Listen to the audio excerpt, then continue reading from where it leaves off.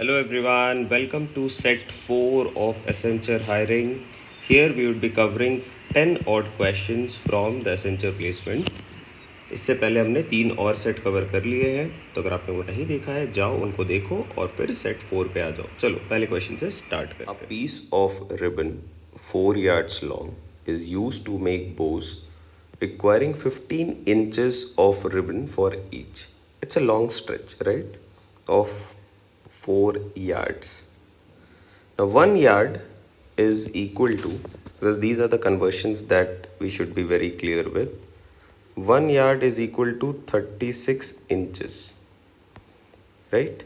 So 4 yards would be naturally equal to 36 into 4, which is 144 inches. So it's basically a question of conversion. If we are good with these conversions, then it won't be a problem. For every bow, we require how much? 15 inch, right? तो 15 के multiple में आप देखो 144 में आप कितनी बारी exactly जा सकते हो. 15 इंटू 10 हो जाएगा 150, वो आउट ऑफ बाउंड जा रहा है. नेक्स्ट क्या जा सकते हो आप? 15 इंटू 9 100% जा सकते हो. कुछ बच जाएगा, that would be the wastage. So 9 exact bows can be made plus something extra and that would be the wastage for now. अगर 6 इंच और आ जाता then we would have got 10, but the correct answer यहाँ पे होगा 9. And I hope ये आप follow कर पा रहे हो. इंपॉर्टेंट पार्ट था ये कन्वर्शन. अगर आपको ये नहीं पता है तो दिक्कत आएगी. Alright, I hope this helps. 260 can be represented as which of the following 4 options. 260 can be written as what. देखो ये क्वेश्चन कन्वर्शन पे बेस्ड है. ऑलराइट, अगर मैं डेसिमल नंबर सिस्टम की बात करूं तो 260 can be written as 260 base 10. अगर मैं इसके बाइनरी इक्विवेलेंट की बात करूं तो that needs to be calculated. Alright, binary पे इसलिए जा रहा हूं because I see there is the number of terms is increasing. If you look at all these 4 options, number of terms काफ़ी ज़्यादा है. किसी भी डेसिमल का बाइनरी इक्विवेलेंट जनरली ज़्यादा नंबर ऑफ टर्म्स से बनता है. तरीका क्या है कन्वर्शन का, पहले आप इसे समझ लो. आपके पास जो भी नंबर गिवन है, आप 260 है, इसे आप 2 से डिवाइड करोगे एंड तब तक आप करते चले जाओगे जब तक आपका कोशेंट वैल्यू 0 ना आ जाए. और सारे केसेस में आपको रिमाइंडर को नोट डाउन करना है. All right, so let's start. We get here quotient as 130, remainder 0. 130 divided by 2, 65, remainder 0. 65 divided by 2, 32, remainder 1.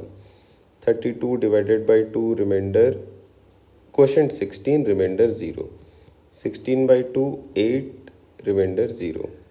8 by 2, 4, remainder 0. 4 upon 2, 2, remainder 0. 2 upon 2, 1, remainder 0. 1 upon 2, यहाँ ध्यान देना, 1 को अगर आप 2 से डिवाइड कर रहे हो, यहाँ पे क्वोशेंट की वैल्यू 0 आएगी, यहाँ पे मुझे रुक जाना है, रिमाइंडर आ जाएगा 1. ना move in this direction and that is how you right the binary equivalent of 260. और वो क्या बन रहा है देखो, 1 1 2 3 4 5, 1 2 3 4 5, then again 1 and double zeros to the base 2. कितने टर्म्स हैं इस वैल्यू में? 5, 2, 7 और 2, 9. आप देखो ये किससे फिट बैठ सकता है. ये कोडिंग डिकोडिंग प्लस कन्वर्शन का क्वेश्चन है, दोनों को मिक्स करके पूछा गया. आप देखो किस पे आप पुट करा सकते हो. Can you write this as these 2 similar? बिल्कुल नहीं है. पहले वाले में देखो पहला डिफरेंट है 1, उसके बाद 1 2 3 4, यहाँ पे 5, तो ये भी एलिमिनेट हो गया. नेक्स्ट 2 सिमिलर आ गया, नहीं हो सकता है. यहाँ पे देखो सिर्फ अगर मैं एट द रेट को 1 से कंपेयर कर दूँ और हैश एस्ट्रिक्स को 0 से, तो this is in this form, right? This can be written as 1 0 0 0 0 1 0 0. Option D seems to be the correct fit here. I hope this helps. If a man reduces the selling price of a fan from 400 to 380, that means ये selling price था, फिर इसको ही reduce करके वो selling price 2 पे जा रहा है, दोनों के दोनों selling price हैं. His loss increased by 20%. So initial case में जहाँ पे selling price 400 है, in that case also he is incurring loss. And how do you take up loss? Loss is simply cost price minus the selling price. We are looking out for the cost price. So let me keep the cost price as CP minus 400, the first part. ठीक है, ये पहला loss हुआ. इसके loss में increment हो रही है 20% की, तो 20% यहाँ पे कर लो. 20% of this loss is equal to, actually due to the difference of these two selling price, 400 minus 380. अब देखो ये क्या बन गया. 20% is 20/100. This is CP minus 400. This is 20. These 20 and this 20 gone. So we have cost price minus 400 is equal to 100. Therefore, cost price of the article was 500. Option C seems to be the correct fit here. I hope this helps. Take care. A man said to a lady, "Your mother's husband's sister is my aunt." How is the lady related to the man? A typical question from blood relation, wherein this is type 1, जहाँ पे it deals with pointing to a photograph, pointing to a painting, pointing to a person. Someone said this, this and this, and that is how you solve these type of questions.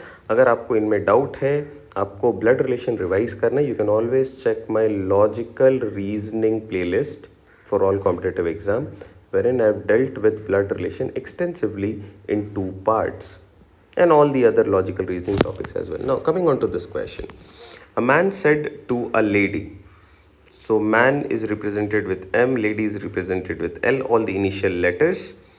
Man, for plus I'm using to denote male, minus I'm using to denote female, the gender. A simple horizontal straight line represents these are siblings or these are in the same generation. Equal to sign between two elements represent these are married couple. A horizontal line or a vertical line represents generation gap. Now, these are the basic symbols that we use. It's up to you. You can make your own or you can follow these symbols for easier or faster calculation. Man said to a lady, "Your mother's husband." So the lady's mother's husband, sister, husband's sister is my aunt. My refers to the man.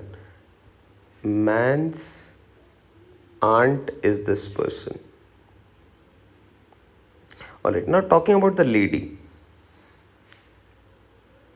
This person is also the aunt of the lady. So if this person is the aunt of the man as well as the lady, these two must also be related as siblings. Yes or no? How is the lady related to the man? The lady is the sister to the man. The lady is the sister to the man. Do we have sister as one of the options? Let's see, brother, father, grandfather, uncle. No. But please pay attention. Sister is the correct answer here.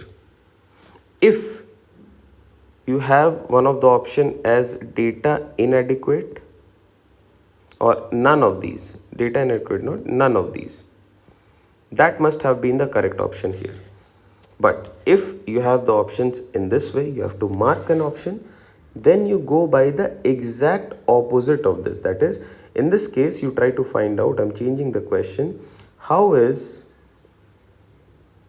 the man related to the lady. How is the man related to the lady? The man is the brother to the lady.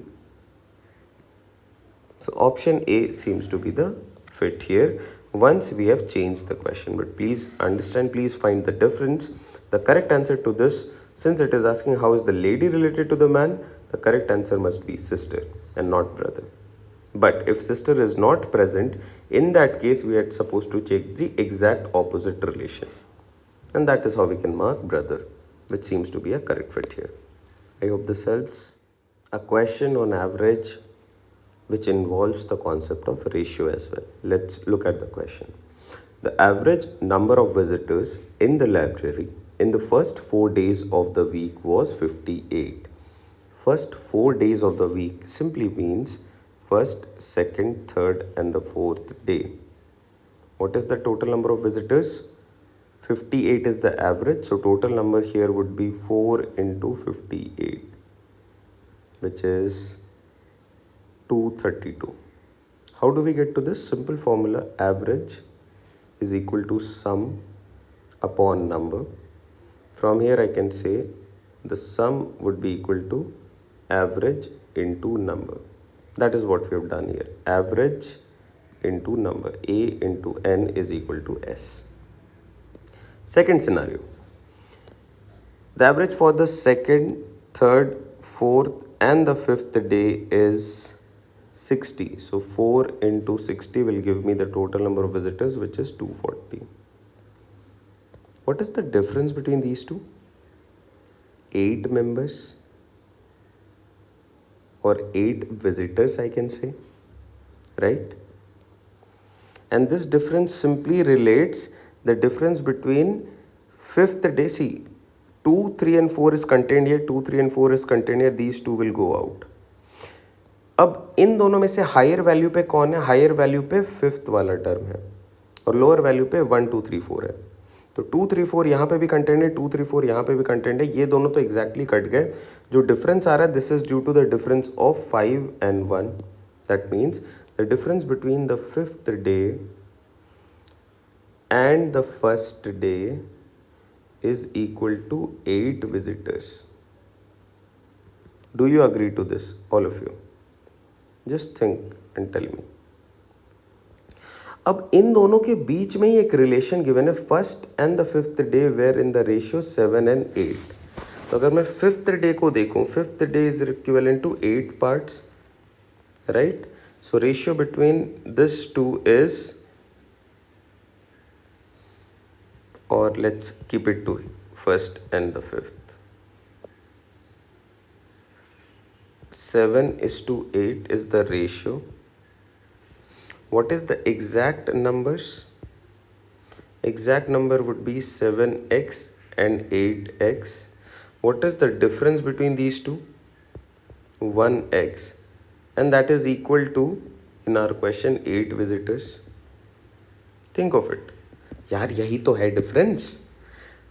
In 2 days के visitors का अगर मैं difference लूँ that is 8, और यहाँ पे मुझे number दिख रहा है 7x and 8x. Difference is x और 8x, that is equal to 8. आपसे पूछा जा रहा है what is the number of visitors on the fifth day. Fifth day पे यू हैव 8x और 8 into 8 which is 64 visitors in total. What is the number of visitors on the first day? 8 into 7, 56. दोनों के बीच का difference is again 8 visitors. So fifth day के लिए पूछा है, the correct answer is 64. First day के लिए पूछता, the answer would have been 56. I hope ये आप अच्छे से फॉलो कर पा रहे हो.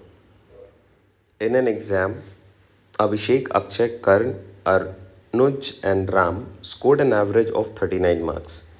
उसके बाद सारे लोगों के मार्क्स गिवन है. So I will start by writing the marks of each person. So Anuj, Ram, Abhishek, AB, then we have Akshay, AK, then we have Karn. So I'm writing KARNA. Okay. अनुज के लिए क्या बोला जा रहा है? अनुज scored 7 marks more than Ram. 7 marks more than Ram. मैं यहाँ पे सिंपली लिखता हूँ 7 + R R represents the marks of Ram. Ram scored 9 fewer than Abhishek. सो राम के लिए मैं लिख सकता हूँ यहाँ पे AB, अभिषेक के मार्क्स -9, और इस वैल्यू को मैं यहाँ पे पुट कर सकता हूँ. So this will be 7 + AB -9, और विच इज़ AB -2. अल्टीमेटली तो अनुज का मार्क्स अगर मैं देखूं इट इज़ AB -2. राम के मार्क्स की बात करूं मैं तो it is AB -9. Okay. Abhishek scores 32 marks. यहाँ पे 32 आ गया फॉर अभिषेक AB. अब मुझे ये सारे वैल्यूज़ पता है, but let's see what else do we have. Akshay scored as many as Anuj and Ram scored. Anuj and Ram ने मिलके कितने स्कोर करे हैं? तो अनुज ने स्कोर करें AB -2, राम ने स्कोर करें AB -9. ऐड करोगे you would be getting 2AB -11, और AB की वैल्यू ऑफ 32 यहाँ पे पुट कर सकते हो. 32 पुट करोगे, 32 × 2 is 64 -11 which is 53. 53 is the exact marks of Akshay. Akshay and Kern score 110 marks. कर्ण ने कितने स्कोर करे होंगे? 55 ले लो, 55 + 55 110, तो 57 इसने स्कोर करे होंगे. Just see 57 + 53 is 110. किसके लिए पूछा जा रहा है? कर्ण ने कितने? 57. Option B is the correct fit here. No need to start with the average part. You can do this by these calculations. I hope this helps. Take care everyone. Let 13 and 273 are the HCF and LCM of two numbers respectively, and if one of the number is less than 140 and greater than 60, then what will be the other number? Alright, so what are the numbers? We have the pair of numbers given to us. We'll have to see. ऐसे question में हमेशा 2-3 concept मैं सब पे बात कर ले रहा हूँ. एक क्वेश्चन ऐसा समझ लो, ऐसे बहुत सारे क्वेश्चंस रिपीट होते हैं. जैसा अगर मैं दूसरे क्वेश्चन की बात करूँ इस टाइप पे बेस्ड HCF LCM पे, तो आपसे ऐसा पूछा जाएगा H13 be the HCF and 6300 be the L product of the two numbers and then this data. तो ऐसा कुछ क्वेश्चन रिपीट हो सकता है. हमेशा समझना ऐसे क्वेश्चन आपको करना क्या होता है.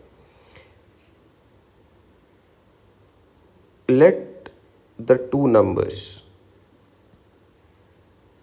be HCF into A and HCF into B. ये दो नंबर्स क्या है मेरे लिए? HCF into A and HCF into B. आप अज्यूम कुछ भी कर सकते हो, बट अगर क्वेश्चन में HCF गिवन है तो इस तरीके से अज्यूम करना ईजी होता है, जहाँ पे एक कंडीशन आती है that is A and B are necessarily co-prime to each other. मतलब A और B के बीच में जो भी कॉमन पार्ट था, इन दो नंबर्स में जो भी कॉमन है वो HCF है, वो एलिमिनेट हो गया. क्या बच गया? A और B, और ये हमेशा को प्राइम होंगे. अगर मैं ऐसे अज्यूम करता हूँ मेरे लिए नंबर क्या बनेगा? 13 × A एंड 13 × B. ये तो एक बात पे हमने बात कर ली. दूसरा प्रॉपर्टी क्या बोलता है? Property of HCF and LCM ध्यान दो, लिख लो. The HCF into the LCM of two numbers is equal to number 1 into number 2. कोई भी दो नंबर का product will be equal to the product of their HCF into LCM. Now, according to the question, can we write this as HCF into LCM is equal to number 1 into number 2? या number 1 into number 2 is equal to HCF into LCM. HCF कितने हैं? 13. LCM कितना है? 273. Number 1 क्या है? 13A. Number 2 क्या है? 13B. यहाँ से चीज़ों को एलिमिनेट करना स्टार्ट करो. 13 यहाँ से 13 एलिमिनेट हो गया. 13 अगर यहाँ से डिवाइड होगा तो 2 टाइम्स और 1 टाइम. देयरफॉर A और B के प्रोडक्ट रिलेशन में वैल्यू आ रही है 21. ये बहुत इंपॉर्टेंट है. बहुत बारी आपसे समेशन पार्ट में भी आएगा, डिफरेंस में भी आएगा, कुछ भी एक रिलेशन आना चाहिए ये दो कोप्राइम नंबर्स के बीच में। यहाँ पे क्या आ गया, ए एंड बी का product is equal to 21। Okay, so मैं इसे लिख रहा हूँ A into B is equal to 21। A और बी नेसेसरली को प्राइम है, तो पहला नंबर, पहले वैल्यूज हो सकते हैं इसके 1 और 21। इस केस में नंबर्स क्या क्या बनेंगे, नंबर 1 और नंबर 2 क्या बनेगा वो भी लिख लो। नंबर 1 बनेगा 13 इंटू 1 13, और ये बनेगा 13 इंटू 21 विच इज़ 273। आप बताओ क्या इन दोनों में से कोई भी ऐसा नंबर है जो इस रेंज में लाई कर रहा है greater than 60 and less than 140? कोई भी नहीं, तो ये वाली पॉसिबिलिटी मुझे इग्नोर करनी होगी। सेकंड, मैं 3 और 7 ले सकता हूँ इसकी वैल्यू, ये भी 21 के बराबर होगा। नंबर क्या बनेगा 13 इंटू 3 विच इज़ 39। दूसरा बन रहा है 13 इंटू 7 विच इज़ 91। आप देखो इन दो नंबर्स में से कोई भी एक ऐसा नंबर है क्या जो इस रेंज में लाई करता है 60 से 140? ये वाला लाई कर रहा है, तो ये मेरे लिए पॉसिबल आंसर बन जाएगा। तो फाइनल आंसर मेरे लिए बनेंगे, नंबर्स क्या क्या है, तो 39 and 91। 39 91 option D is are correct fit. आपको अगर HCF LCM ये सारी चीज़ें नंबर सिस्टम पे एक्सटेंसिवली क्लास लेनी है तो आप प्लेलिस्ट में सर्च करो CSAT 2024। इस पे मैंने नंबर सिस्टम पे एक्सटेंसिवली क्लासेस ली हैं, आप इसे चेक कर सकते हो, आपके कॉन्सेप्ट इससे ज़रूर क्लियर हो जाएंगे। All right, take care, bye bye everyone. Exhibition was conducted for 4 weeks. The number of tickets sold in the second week was increased by 20% and increased by 16% in the third week and decreased by 20 in the fourth week. These are the conditions. आपसे पूछा जा रहा है, find the number of tickets sold in the beginning if 1392 tickets were sold in the last week. चलो, number of ticket sold in the beginning, let's say that is n number of tickets. ठीक है, क्या हो रहा है second week पे, ये value increase कर जा रही है बाय 20%। 20% से इंक्रीज करने का मतलब अब ये बन जा रहा है 120/100 of this value. Third week पे ये 16% से इंक्रीज कर रहा है, तो ये बन रहा है 116/100। नेक्स्ट ये डिक्रीज कर रहा है 20% से, दैट मीन्स अब ये 80% रिकवर कर पा रहा है। अगर मैं इसको सॉल्व करूं तो मेरे पास जो वैल्यू बन के आ रही है that is 1392। I just need to solve this, I will get the value of n as 1250 upon calculation.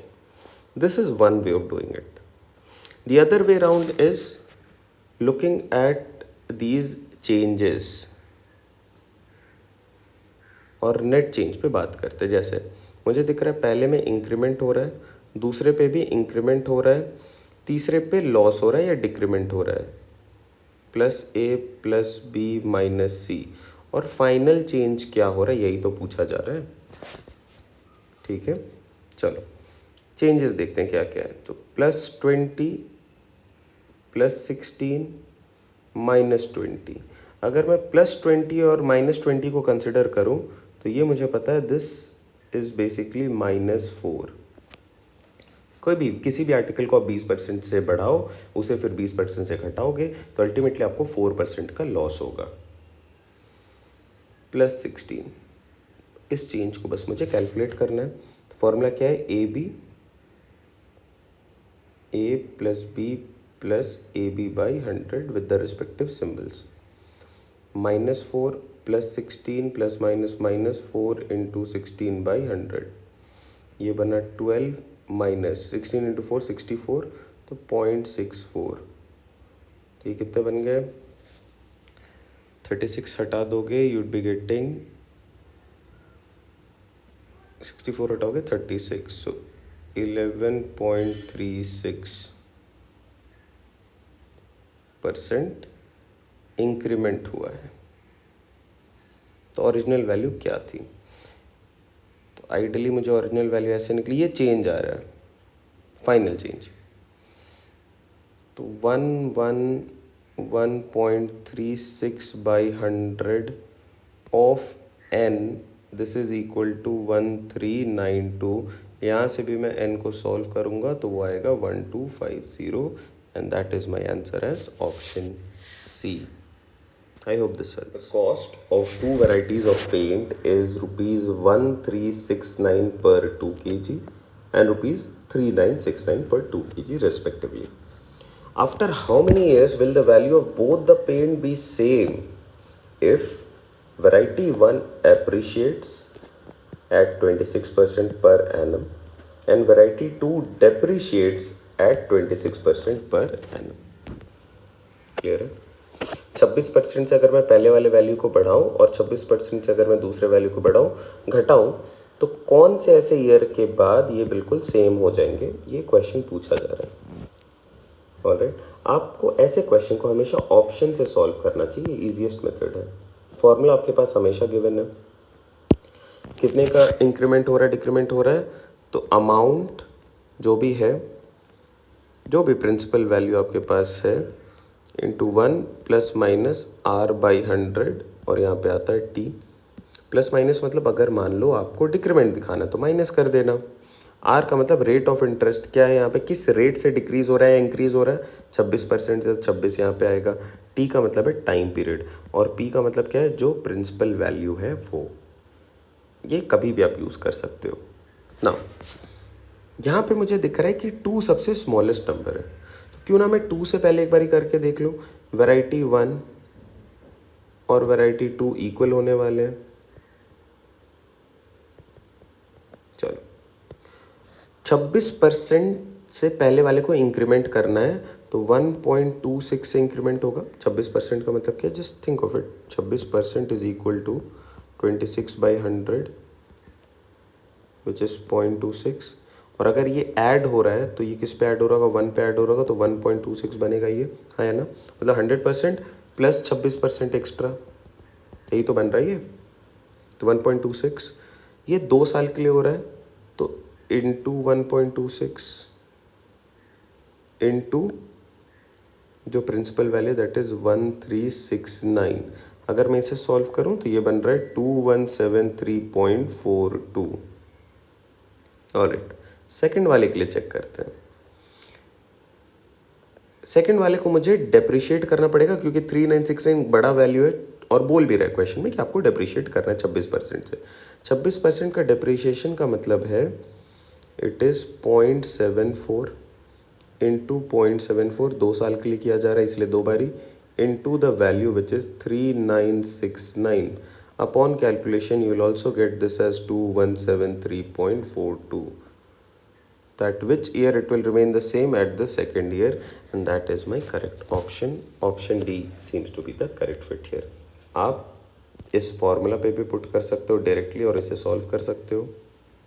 जैसे अगर मैं इस फॉर्मूला पे बिठाऊँ तो 1369 इंक्रीमेंट हो रहा है तो प्लस 26/100 और इस पे 2 रखो, सो दिस वुड बी 1369 और ये 126/100 इंटू 126/100, जिसे मैं सॉल्व करूँगा तो मैं ऐसे लिख सकता हूँ ना, 1369 इंटू 1.26 इंटू 1.26। आई होप ये 1.26 आपको क्लियर है कहाँ से आ रहा है। ये जब आप चीज़ों को फॉलो करते हो, आप प्रैक्टिस में रहते हो, तो इसी तरीके से आप जल्दी सॉल्व करते हो, right. I don't think you have any confusion here. All right, take care. Moving on to the next question. A man purchased a watch for rupees 400 and sold it at a gain of 20% of the cost price.